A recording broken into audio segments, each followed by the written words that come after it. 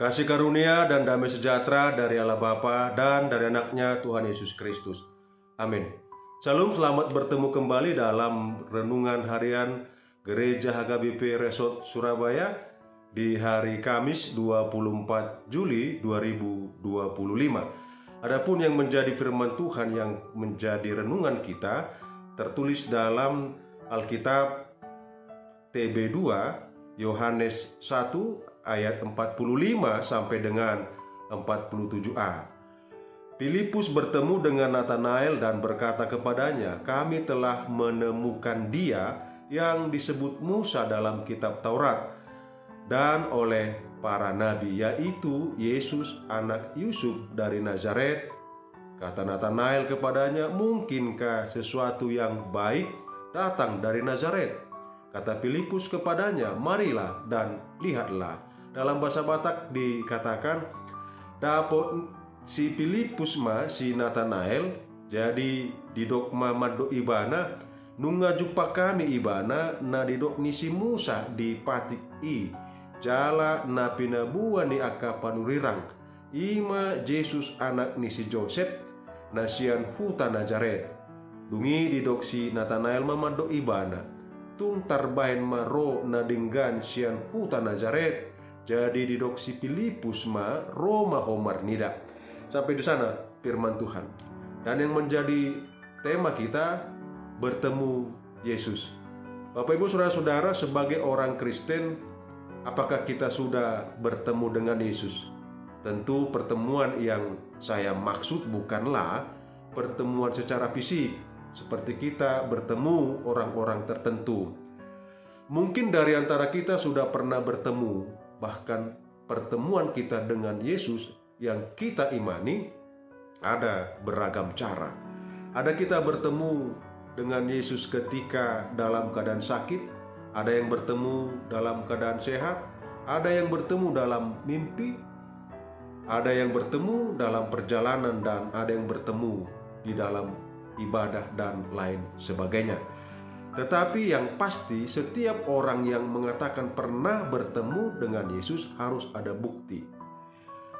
Bukti yaitu orang yang bertemu dengan Yesus harus lebih baik dari sebelum dia bertemu. Kalau kita katakan kita bertemu Yesus, namun hidup kita tidak berubah ke arah yang lebih baik, dapat dipastikan orang tersebut belum bertemu dengan Yesus. Melainkan orang tersebut masih imajinasi merasa bertemu dengan Yesus, karena setiap orang yang bertemu Yesus ada perubahan. Contoh Paulus, setelah bertemu Yesus, dia dari penjahat diubah menjadi pemberita firman. Demikian juga Nikodemus yang bertemu Yesus di malam hari menjadi diubahkan. Dia bersama dengan Simon dari Arimatea yang menurunkan mayat Yesus di kayu salib. Dalam renungan firman Tuhan ini, di mana Filipus memberikan kesaksian kepada sahabatnya yang bernama Natanael, di mana jauh sebelum bertemu dengan Yesus, Filipus dan Natanael sudah banyak mendengar pemberitaan tentang Yesus. Pemberitaan itu pertama sekali disampaikan oleh Yohanes Pembaptis. Dalam pemberitaan itu mereka takjub, heran, dan tentu ingin bertemu. Maka waktu yang tidak disangka-sangka, keinginan Filipus akhirnya kesampaian, di mana Yesus menghampirinya dan mengajaknya dan berkata, "Ikutlah aku." Pertemuan dengan Yesus tersebut mengubah kehidupan dari Filipus. Dia tidak lagi hanya mendengar berita tentang Yesus, tetapi juga sudah secara rohani dan ragawi bertemu dengan Yesus. Dengan begitu semangat dan disertai rasa senang, maka Filipus memberitahukan kepada Natanael bahwa dia sudah bertemu dengan Yesus. Natanael menanggapinya dengan dingin. Dia berkata, "Mungkinkah sesuatu yang baik datang dari Nazaret?" Rasa pesimis dan rasa tidak percaya ditunjukkan Natanael. Sikap ini sebenarnya muncul dari pengetahuan yang baik tentang kitab suci, bahwa Mesias tidak berasal dari Nazaret. Tidak pernah ada nubuatan para nabi, mengenai tempat itu. Kita bisa bandingkan Yohanes 7 ayat 52. Lagi pula Nazaret adalah satu kota di Galilea yang ditinggali oleh banyak bangsa-bangsa yang tidak mengenal Tuhan. Sebagai Israel sejati, Nathanael tahu bahwa Mesias akan datang dari tanah Yehuda, dari keturunan Daud. Karena Nazaret bukanlah kota yang patut dibanggakan pada saat itu, tapi akhirnya Nathanael bertemu dengan Yesus, dan pertemuan itu mengubahkan hidupnya dan juga keyakinannya. Sebelumnya dia yang orangnya pesimis menjadi orang yang berkomitmen. Sebelumnya dia orang yang ragu bahwa Yesus dari Nazaret berubah menjadi orang yang percaya. Bapak Ibu, apa yang menjadi perenungan kita saat ini? Banyak orang bersikap sinis dan mempertanyakan berbagai hal tentang iman kita di dalam Kristus.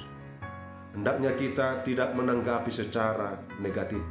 Mereka perlu diberi ruang untuk belajar dan mengamati secara objektif, lalu menyimpulkan apa yang benar. Bapak Ibu saudara-saudara, ketika mereka memiliki pengenalan yang lebih intim dengan Yesus, sikap sinis itu bisa berubah menjadi iman yang teguh, lalu mengikut Dia dengan setia. Pertanyaannya, lalu bagaimana dengan kita? Dalam renungan firman Tuhan ini sesungguhnya kita diajak untuk bertemu dengan Yesus. Bertemu dengan Yesus berarti harus ada yang berubah ke arah yang lebih baik dalam kehidupan kita. Tentu kita tidak akan bertemu lagi dengan Yesus secara ragawi saat ini. Tetapi pertemuan kita melalui perbuatan, karya, dan tindakan kita harus mempertunjukkan bahwa di dalam hidup kita ada Yesus. Maukah kita berbagi pengalaman tentang perjumpaan kita dengan Yesus? Adakah kebahagiaan kita yang paling menyenangkan dalam perjumpaan kita dengan Yesus? Bahkan lewat perbuatan kita seperti Filipus harus mampu mengajak orang untuk bertemu juga dengan Yesus.